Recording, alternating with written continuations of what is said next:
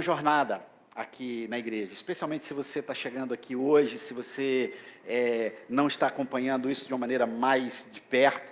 Deixa-me te dizer o que a gente tem feito. Todos os domingos a gente trata esse momento aqui, esse momento de reflexão, como sendo um episódio dessa jornada. A gente está na segunda temporada, acho que você vai ter que passar, meu amor. A gente está na segunda temporada, tá bom? E você consegue passar aí?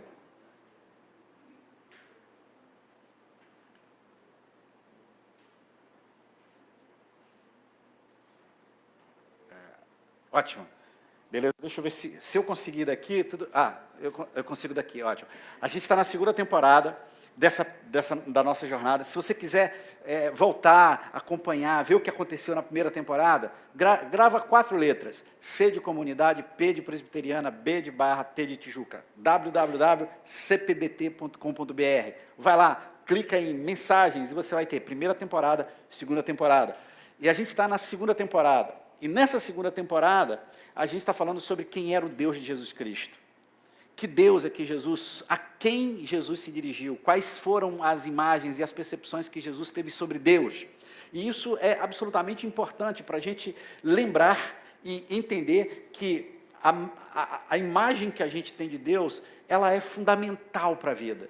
Ela é fundamental para os países, para tudo que você puder imaginar, a imagem que a gente tem de Deus, ela é crucial. E quem era o Deus de Jesus Cristo? E aí o que acontece? No primeiro episódio, a gente falou exatamente sobre isso, sobre imagens. E no primeiro episódio eu vou pensar uma coisa só, tá? Uma coisa só. No primeiro episódio a gente falou que Deus é um mistério. E você e eu não conseguimos falar do mistério, senão a partir de imagens. Porque o que é um mistério? Mistério é algo que está sempre para além daquilo que a gente possa elaborar sobre ele. E o que a gente faz? A gente usa imagens. E a gente percebeu como algumas imagens, que não são necessariamente ruins, estas imagens, curiosamente, não foram usadas maciça e de maneira muito forte por Jesus. E aí a gente chegou no episódio 2, onde a imagem predominante, por favor, eu quero que você grave essa palavra, a imagem predominante que Jesus usou foi a imagem de Pai. Eu até diria para vocês o seguinte, sabe qual foi o nome que Deus, melhor que Jesus, deu a Deus? Pai. E mais, ele avança, e no segundo episódio a gente viu isso, não é só um pai distante, ele vai além e chama Deus de paizinho. E absoluta e inovadoramente, ele rompe com toda uma tradição que via Deus a partir de imagens que colocavam Deus distante, e ele traz Deus para mais perto. A gente chega hoje no terceiro episódio, e esse terceiro episódio ele tem por título um pai materno. E a gente vai observar, neste terceiro episódio, que Jesus avança mais além, vai mais além, e para além de chamar Deus de paizinho, Jesus faz uma coisa que eu espero que para você tenha sido, ou seja, tão revolucionária quanto foi para a minha percepção. Se não, vejam, eu vou voltar a esta imagem. Esta é uma imagem chocante, como a gente tem visto todos os domingos aqui. Ela é uma imagem chocante. Essa imagem ela tem um objetivo. Ela tem o objetivo de estabelecer a lógica da predominância. O que é a lógica da predominância? A gente dizer o seguinte, essa torcida aí, ela é uma torcida rubro-negra, certo? O fato de existir uma pessoa com a camisa do Fluminense não muda a predominância da torcida ser rubro-negra. Essa imagem, todas as vezes, e a gente vai voltar a ela algumas vezes nesta temporada, todas as vezes que você a vir, o que você tem que lembrar da palavra predominância? Por quê? Porque a gente precisa, juntos, eu e você, nós precisamos cada vez mais aprender nos nossos diálogos a deixar de estabelecer juízos a partir da nossa experiência, estabelecer juízos a partir da predominância. E a gente vai fazer um exercício aqui agora sobre a predominância. Eu vou precisar de você, tá bom? Eu não combinei com o Eliseu, mas ele vai ter que segurar essa agora, aqui, tá bom? Se ficar silêncio demais, o Eliseu vai interromper. Combinado, Eliseu? Aí você pergunta, por que, Eliseu? Porque Eliseu sempre tem uma coisa mais rápida do que a gente para dizer. Beleza? E o que eu quero mesmo que a gente bata um papo, eu quero ouvir, mas por favor, eu vou ser muito preciso quando eu sentir que a tarefa que eu estou chamando você para fazer não está sendo feita, beleza? Então, não fica jogando energia negativa em cima de mim, mas se quiser, não tem problema. Eu quero te dizer o seguinte, eu queria que juntos aqui, nós como grupo, pudéssemos elencar, listar, falar 3 ou 4 características que são predominantes nas mães. Quando a gente olhasse, e eu queria que a gente pudesse pensar assim, o que na nossa cultura, na nossa experiência, a gente possa dizer assim, ó, uma mãe, geralmente, é tida, é vista, é percebida, tem esse traço, essa é uma característica da mãe. Eu volto para a imagem chocante, não vale dizer assim, a minha mãe, não, eu não estou falando da minha mãe, combinado? Eu estou falando de geralmente, em termos de predominância, quais são os traços muito característicos de uma mãe na nossa cultura, na nossa visão do que é ser uma mãe. Combinado? Beleza? Se alguém disser a minha mãe, eu vou dizer, não vale, tem que ser predominante. Beleza? Fala, querida. Ótimo. Segura. Todos nós concordamos que quando a gente fala de mãe, um traço característico desse ser chamado mãe é que ela é amorosa, certo? Só elaborando um pouco mais. Vocês concordariam em dizer que a nossa cultura até elege a mãe como sendo o ser mais amoroso que tem na face da Terra? Quantos pais tem aqui? Beleza? Assim, vocês concordam comigo, só pais agora, vocês concordam comigo que nós somos, no que diz respeito a amor, quase que meros coadjuvantes? Beleza, não estou falando de mim, não estou falando de você, eu estou falando de uma cultura geral. A minha pergunta é, Dia dos Pais é celebrado com a mesma intensidade que Dia das Mães? Estou falando de cultura geral. Ah, não, mas na minha casa é diferente. Não. A imagem o tempo todo aponta para a imagem o tempo todo, fechou ali. A imagem o tempo todo aponta para a lógica da predominância. As mães são, por assim dizer, exemplos absurdos de amor. Combinado? Combinado? Uma dica, fecha qualquer outra apresentação que tem aí que isso ajuda, tá? Mas, deixa lá, a lógica da predominância amorosa. Segunda, eu ouvi alguma coisa que, antes disso, Diniz falava, mães são sinônimos absurdos de cuidado. Sem dúvida alguma. Sem dúvida alguma. Ontem à noite, eu e a Márcia, a gente estava assistindo uma coisa assim... Bom, deixa eu dizer uma confissão. A gente está assistindo um negócio da Sandy Júnior. É um negócio... E era um programa a altas horas, eu fui com a Márcia e falei, amor, eu aguento até aqui, daqui para frente não dá mais. Mas Sandy Júnior estava lá, e é impressionante que tinha uma pessoa, era uma coisa para convidados e tal, e tinha uma mãe que dizia o seguinte, cara, eu estou aqui, eu cheguei atrasada porque eu tive que amamentar, então eu queria trazer meu bebê para cá, mas não deu, mas o que eu fiz? Eu deixei 2 mamadeiras com meu leite e tal, e eu vou ter que sair antes no programa de TV, porque eu vou voltar para casa, porque eu tenho que amamentar. Cara, mãe é sinônimo de... de cuidado, não tem saída. A gente está ali, eu e você estamos ali, mas cuidado é com mãe, olha, amorosa, cuidadosa, e só segura rapidamente, vou fazer uma pergunta de maneira geral. Quem tem filhos adolescentes aqui? Beleza. Quando os filhos adolescentes passam por essa fase que a gente chama tecnicamente de insanidade temporária, sabe que a fase da adolescência é a insanidade temporária, cara, é muito hormônio, é muita crise, é muita coisa, você sabe, você sabemos disso.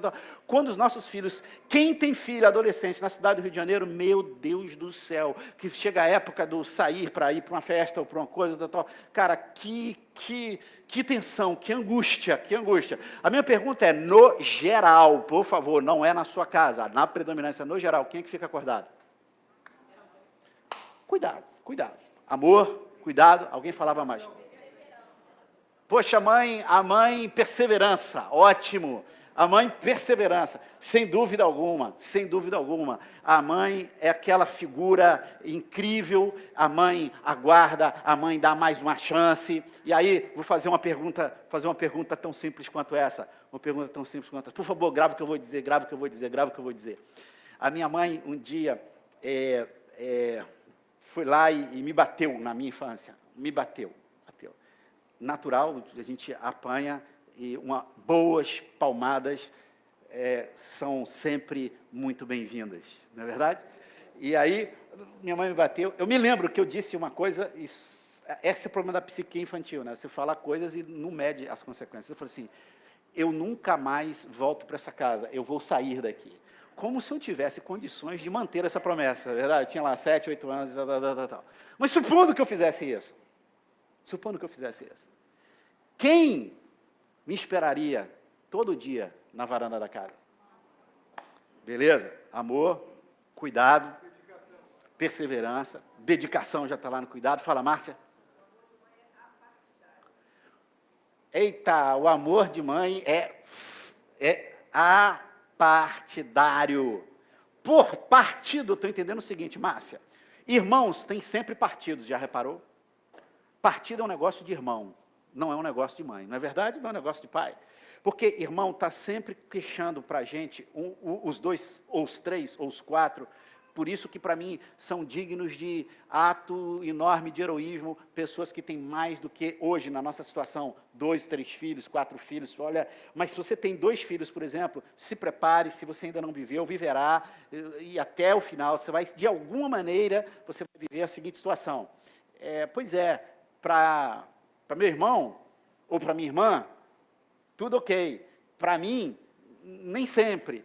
E aí, o que a gente fala? Como pai, como mãe, no caso, meu filho, coração de mãe não tem partido, meu filho, não tem partido, não é isso, e tal, não tem partido.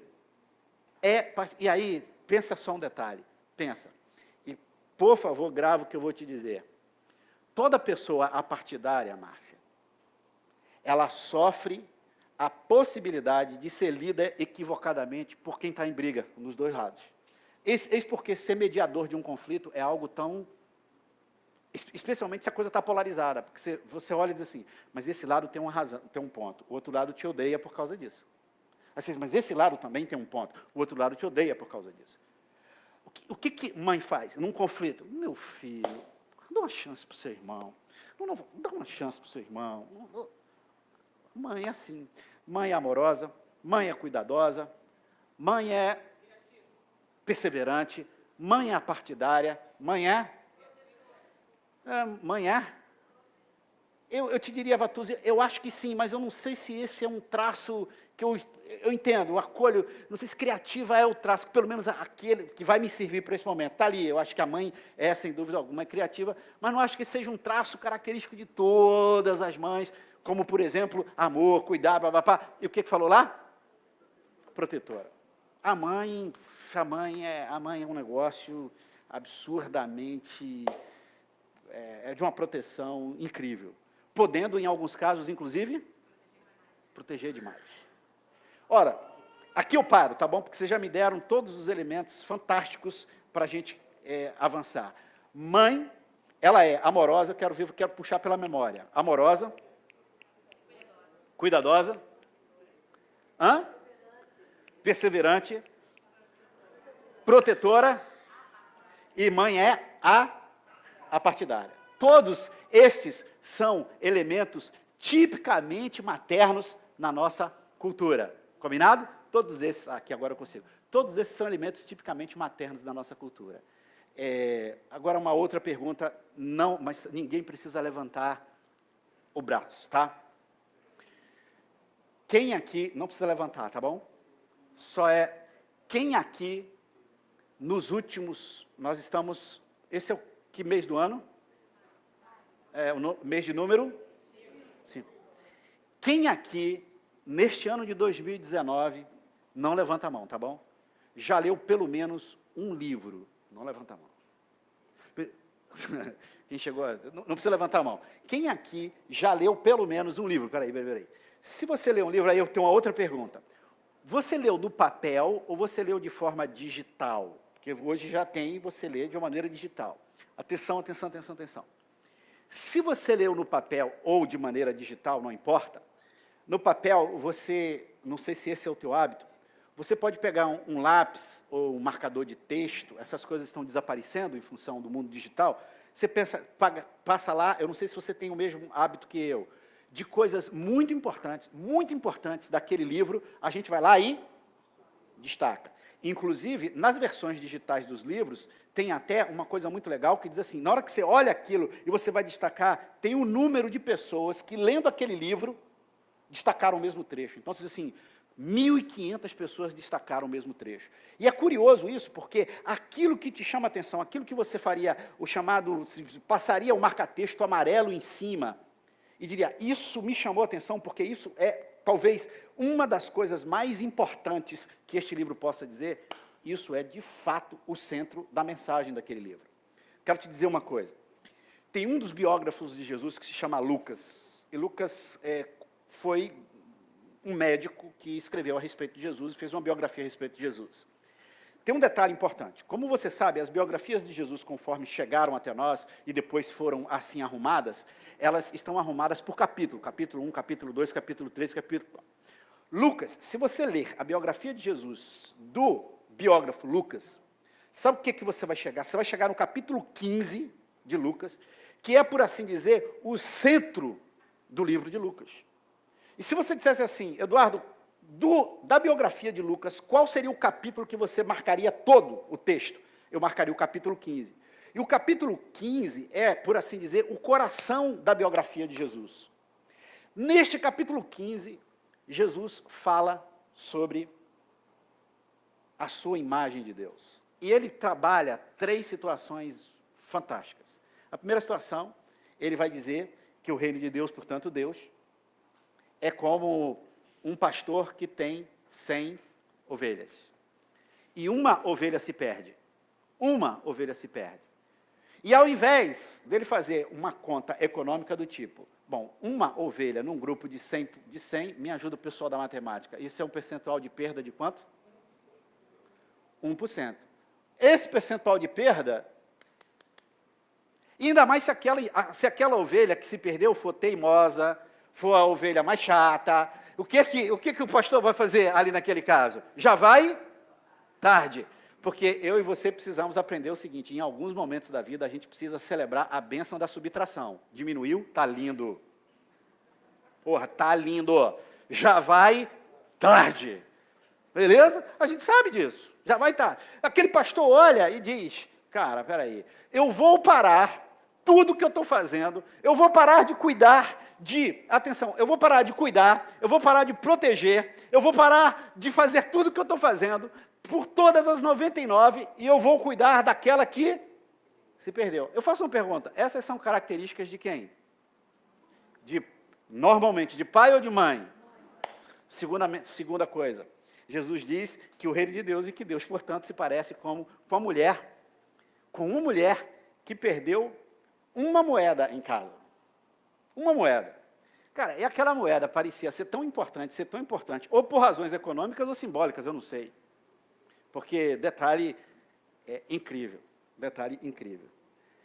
Só lembrando, gente, a gente está num país que vive um fosso social, um abismo social incrível. Nós estamos do lado privilegiado da nação. Não esquece isso. Não esquece isso. E quando eu saio daqui e vou ao hortifruti aqui do meu lado e compro um açaí que eu adoro, mas por questões de saúde não posso tomar todo dia, senão eu tomava todo dia, e compro um negócio por 7 ou 8 reais, eu passo o meu cartão, e aquilo significa para o meu orçamento, sabe o quê? Nada, eu nem lembro que 8 reais existe. Mas você pode imaginar o que é 8 reais para algumas famílias, não é verdade? Então, eu não sei se aquela mulher de quem Jesus estava falando, que perde uma moeda, se ela fica louca para achar a moeda, se é por razões econômicas, é R$1. Eu perdi R$1 dentro de casa, eu vou revirar a casa para achar R$1, porque R$1 pode ser importante para aquela família, ou se é por razões simbólicas. Me ajuda, me dá, permita as asas da minha imaginação. Vai que aquela moeda específica foi dada pela mãe dela. O fato é que Jesus, contando essa história, diz uma coisa e diz, ela para tudo que está fazendo, ela revira a casa toda e ela acha a moeda. E na hora que ela acha a moeda, sabe o que ela faz? Ela chama todas as suas amigas e vizinhas e vai celebrar a coisa que achou. Beleza? Posso dizer uma coisa para vocês? Coisa tipicamente de mãe. Terceiro, e esta é a história que Jesus conta, e eu diria é a história mais famosa de Jesus. E, como história, a melhor maneira de você começar uma história, evidentemente que não é real, a história qual é se a gente tivesse que contar para uma criança ou para adultos, eu quero contar uma história que não aconteceu. Qual é a frase inicial? Era uma vez. E Jesus disse, era uma vez, um pai. Agora, por favor, volta. Mãe é amorosa, protetora, cuidadosa, perseverante, ela que fica até mais tarde esperando, acordando. Era uma vez um pai que tinha 2 filhos, mãe é a partidária. Um dos filhos chega para o pai, e como vocês já estão cansados e cansadas de saber, e faz a proposta mais indecente do mundo que um pai pode receber de um filho. Qual é? Vamos lá, qual é? Pai, sabe esse apartamento? Quando você morrer, um dia ele vai ser meu. Adianta a minha parte agora, quando o senhor ainda está em vida. Na boa, mãe é a partidária, ok? Mas se você, como pai, ouvisse uma proposta dessa do teu filho, qual seria a tua reação? Não precisa dizer, umas boas palmadas, ainda que ele tenha 30 anos de idade, valeria a pena nesse caso, não é verdade? E o que é pior, ele disse o seguinte, pai, adianta a minha parte do apartamento por uma razão muito simples. Eu quero fazer uma viagem. Eu quero fazer um mochilão na Europa. Eu quero passar 2 anos viajando com a grana que você vai me antecipar. Por uma razão muito simples. Essa casa está muito chata. A gente precisa de mais estímulo. Jesus, ao contar essa história, diz que o pai faz isso, faz um cálculo e dá ao menino aquilo que era a parte dele na herança futura que o pai resolve antecipar. Tem um detalhe absolutamente importante aqui. Alguém aqui é irmão mais velho? Levante a sua mão. Show de bola. Show de bola. Você sabe exatamente do que eu estou falando. Você sabe exatamente do que eu estou falando. Quantas vezes você não teve que segurar a onda pelas besteiras, para não dizer uma outra coisa, dos seus irmãos mais novos? E isso é irritante. E aí, o irmão mais velho, eu não sei, Jesus não dá detalhes. Às vezes eu tinha vontade de escrever alguns detalhes das histórias que Jesus contou e queria imaginar. Eu não sei se o pai olhou e disse, filho, teu irmão está pedindo isso, eu gostaria de fazer aqui uma grande assembleia familiar para a gente tomar decisão. Não sei. Se o pai foi lá na sua intenção e dividiu e não falou com o filho, eu não sei. Agora, a essa altura, eu só queria fazer uma pergunta para vocês. Vocês não estão achando esse pai com cheiro de mãe, não? Um pai absolutamente materno, até aqui. E aí eu te digo, o pai deixa, dá, o filho vai, como você conhece a história, de alguma maneira se esbalda com a grana e tal, e aí volta para casa. Só tem um detalhe importante nesta história. Um detalhe importante. Que a gente esqueceu de dizer que é característica geral das mães. Vamos lá. Quem é, via de regra, mais afetuoso, demonstra mais afeto em público, de maneira geral, pai ou mãe? Sabe o que é? Estou falando de maneira geral, tá? Sabe quem é que faz isso? Via de regra, a mãe. É ela que, via de regra, de maneira geral, e eu posso dizer um negócio para vocês, eu estou muito feliz porque todas essas características sociais de mãe estão cada vez mudando. Que bom, que bom. Mas ainda persiste esses traços. É a mãe que vai lá em público, que abraça e tal. Eu até diria a vocês, pode ser que não seja mais, eu até diria a vocês, que numa estrutura familiar social brasileira, na média, eu diria que a mãe é a figura nutridora dos afetos, e o pai, e isso cada vez está mudando, ainda bem, era a figura provedora financeira. Ainda bem que está mudando. Mas a figura dos afetos, a quem a gente conta os nossos problemas, a quem a gente abre o coração, a quem a gente recebe o abraço. Meus caros e minhas caras, esse pai deixa o filho ir, o filho gasta o dinheiro e o filho volta para casa. A imagem é de que o pai, a essa altura, eu já vou usar a palavra que eu quero. A mãe estava esperando na varanda. E quando a mãe vê o filho ainda longe, sabe o que a mãe faz? A mãe sai do seu lugar e a mãe se encontra com o filho. E você sabe o que é que a mãe faz? A mãe abraça o filho. Mas a mãe abraça e a mãe beija em público o filho. E o filho, como se requer de alguém que faz uma besteira, porque a pior coisa de alguém que faz uma besteira é não admitir que o fez. E o filho, com característica própria de quem se arrependeu, me permita a expressão agora, tá? Mãe, eu pequei contra ti. Eu pequei contra os céus. Mãe, eu já não sou mais digno de ser chamado o teu filho. E o que a mãe faz? Carinhosa, protetora, afetuosa. O que a mãe faz? Filho, larga de besteira. Porque o filho, no seu arrependimento, dizia, nem me coloca mais na categoria de filhos, me deixa como um empregado da casa. Ela diz, meu filho, meu filho, meu filho, a coisa mais importante, sabe o que é? É que você saiu, mas você voltou. A coisa mais importante, sabe o que é? É que você estava morto, mas agora você reviveu, que bom que você voltou para casa. Um dos grandes, talvez um dos maiores compositores que a música evangélica, que a boa música tem, neste país, chama-se Gerson Borges. E nós cantamos essa canção dele aqui, Como Agradecer. E o Gerson compõe digamos assim, nem ópera, mas ele compõe, ele tem um disco fabuloso sobre essa história. E quando chega nessa parte, que é a parte onde a mãe recebe o filho, só que ela recebe o filho que que tinha saído e gastado todas as coisas. Está faltando uma figura aí. Você lembra quem é? Quem é? O irmão mais velho. Meu amigo, não levanta a mão, mas o irmão mais velho, quando ele volta para casa, e ele vê a festa que a mãe deu para o filho, detalhe importante, tá bom? Detalhe importante. Uma festa não tem valor, mas ela tem preço, ou não? Ou não? Ou quando a mãe chega e diz assim, vamos fazer o seguinte, vamos matar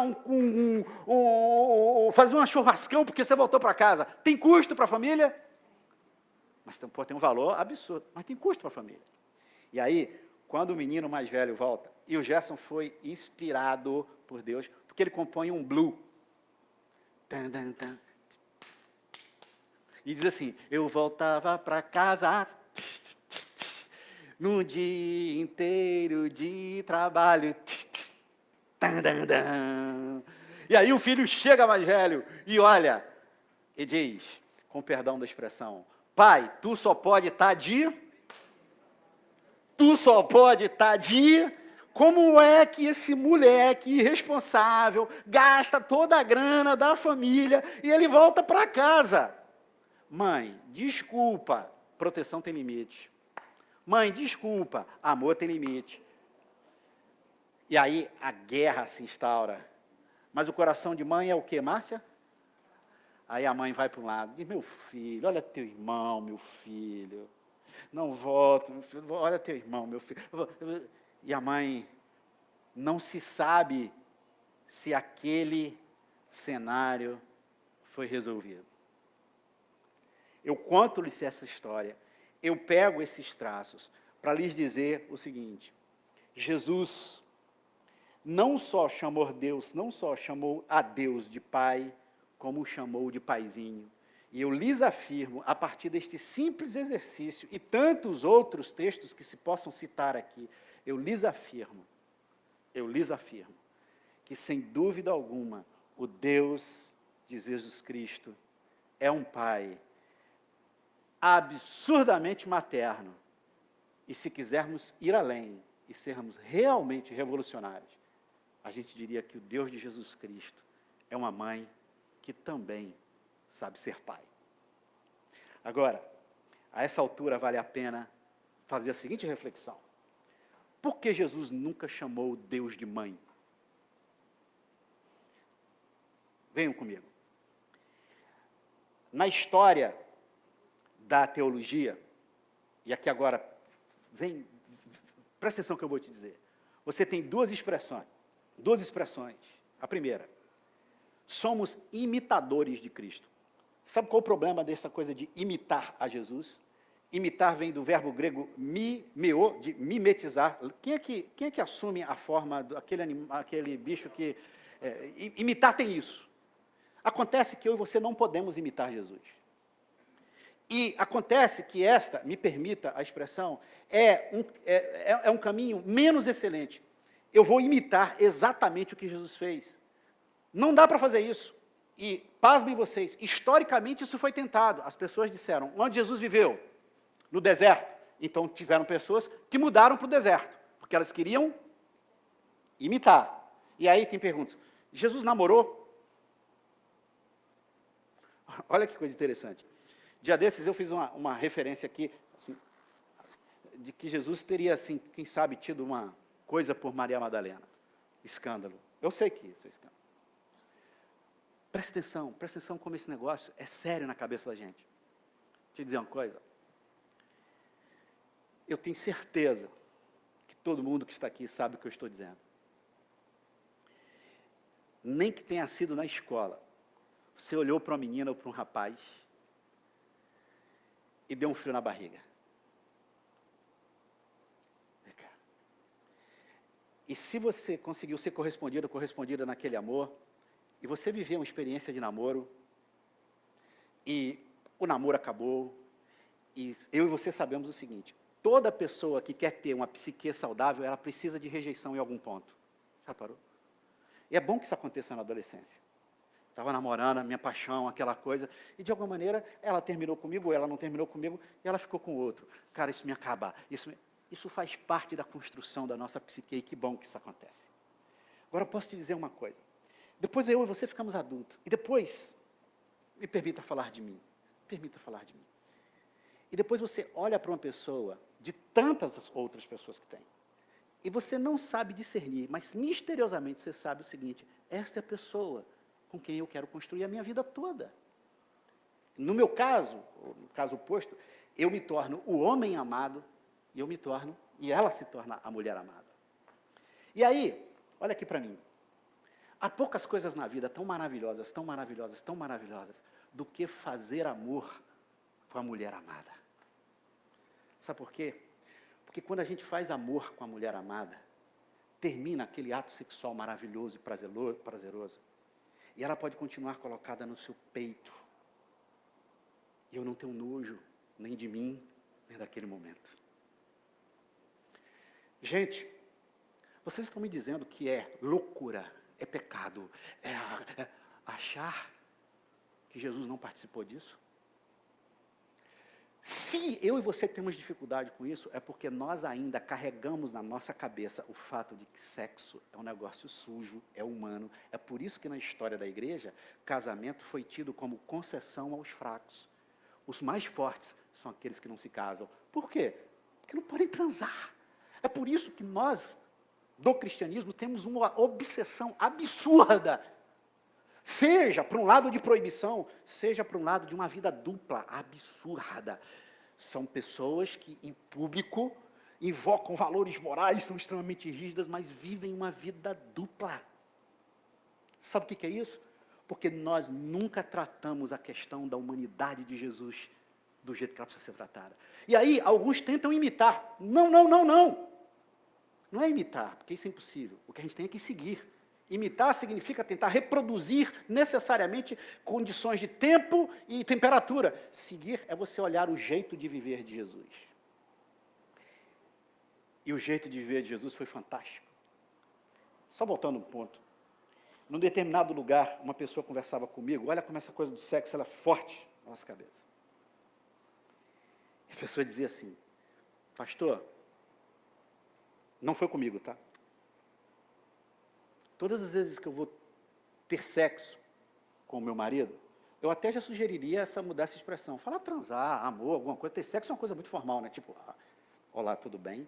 Vamos ter sexo agora à tarde. E ela dizia, todas as vezes que eu vou fazer isso, eu sinto que tem um anjo me olhando. E a pessoa que estava aconselhando a esta pessoa foi fabulosa, fabulosa. Disse, minha querida, posso dar um conselho espiritual? Esquece o anjo e manda ver, querida. Eu tenho 54 anos de idade. Aos 23 anos de idade, eu terminava um culto pela manhã, às 10 horas da manhã, numa determinada cidade.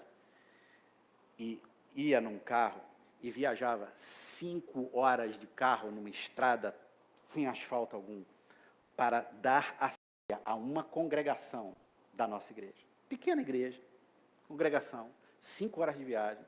Terminava a ceia, chegava praticamente às 6 horas no lugar, 7 horas era o culto à noite, dava a ceia, ministrava, terminava às 10 horas, eu pegava o carro e voltava 10 horas, mais 5 horas chegava em casa às 3 da manhã.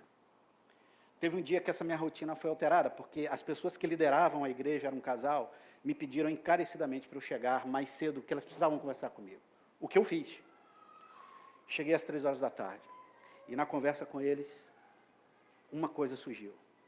Pastor, esse homem, ele é tão pervertido, que no dia da ceia, ele quer transar. Sabe o que é isso, irmãos? Sabe onde isso levou a gente? Levou a gente para uma série de perversões, deturpação, levou a gente a uma preocupação absurda com sexo antes do casamento, e esquecemos que o grande problema é sexo depois do casamento. Levou a gente a uma série de coisas absurdamente loucas, taras, neuroses e coisas absurdas. O Deus de Jesus Cristo e Jesus Cristo nos convida não a imitá-lo, nos convida a segui-lo. Eu não sei se Jesus namorou, se Jesus transou, se Jesus casou, só quero dizer que isso é irrelevante para mim. A minha questão é, quando eu vou transar, quais são os parâmetros que Jesus me diz para eu fazer? Sendo eu casado, quais são os parâmetros que eu tenho a partir da pessoa dele para ser o melhor marido possível? Imitar não é o convite, seguir é o convite a propósito da primeira temporada. Eu não sei, porque Jesus nunca chamou Deus de mãe. Talvez ele não tenha chamado para que eu e você fizéssemos. Eu não sei, meu querido, porque que Jesus nunca abriu um negócio.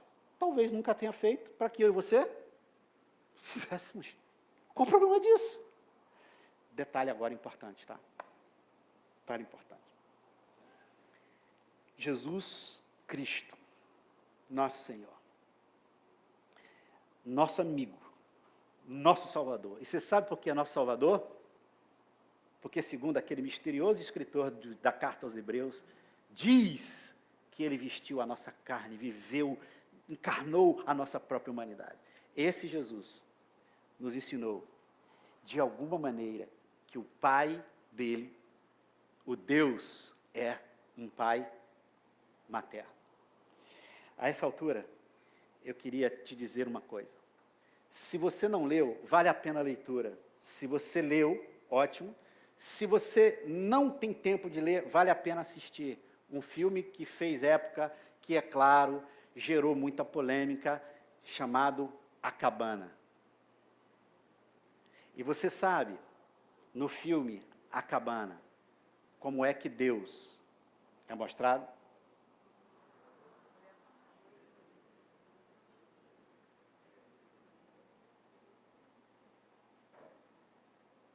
Atenção, sejamos honestos conosco mesmo. Está de brincadeira, né?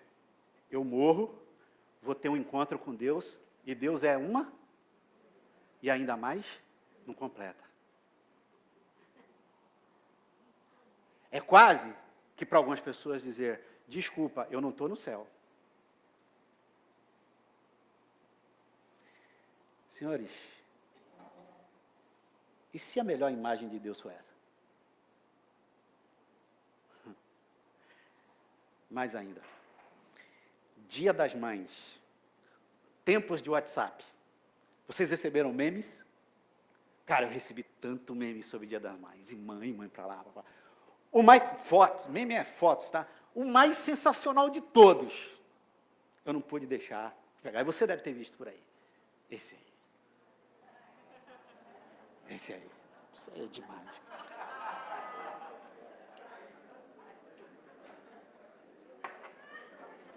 Cara, esse aí é absolutamente incrível. Observe, você, olha que coisa, olha as coisas que a gente diz, olha como uma imagem vale mais do que, uma imagem vale mais do que o quê? Uma imagem vale mais do que quê? 1000 palavras, a gente passou 10, 15 minutos aqui falando coisas de mãe, só falando. Mãe amorosa, mãe é protetora, mãe é cuidadosa, mãe é perseverante. Aí eu boto uma imagem que diz tudo. Que diz tudo. Mãe é mãe. Agora uma pergunta para mim e para você.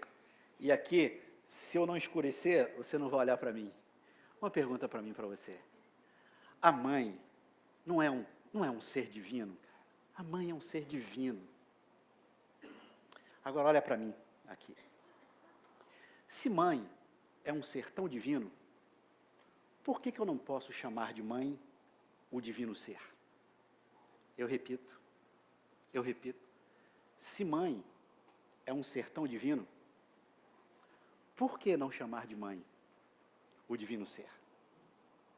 E se vocês me permitirem, eu tiro o óculos e eu olho direto para você. E os discípulos de Jesus perguntaram: Jesus, como devo eu orar? E Jesus lhes respondeu: quando orardes, dizeis assim: Mãe nossa, que está nos céus, santificado seja o teu nome. Venha a nós, mãe, o teu reino. Seja feita a tua vontade, assim na terra como no céu. Eu até diria, aqui na terra já está feita a tua vontade sempre, mãe, porque as mulheres sempre ganham. Mas seja feita a tua vontade, assim na terra como nos céus. O pão nosso de cada dia, mãe, nos dai hoje. Perdoa as nossas dívidas, assim como a gente perdoa os nossos devedores. Mãe, não nos deixe cair em tentação, mas livra-nos do mal. Porque, mãe, teu o reino, o poder e a glória para sempre.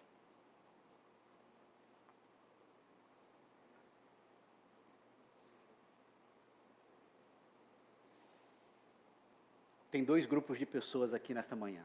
Eu vou dar um conselho para vocês dois. Tem um grupo de pessoas que está ouvindo isso e está vibrando por dentro, dizendo que coisa fantástica e tal.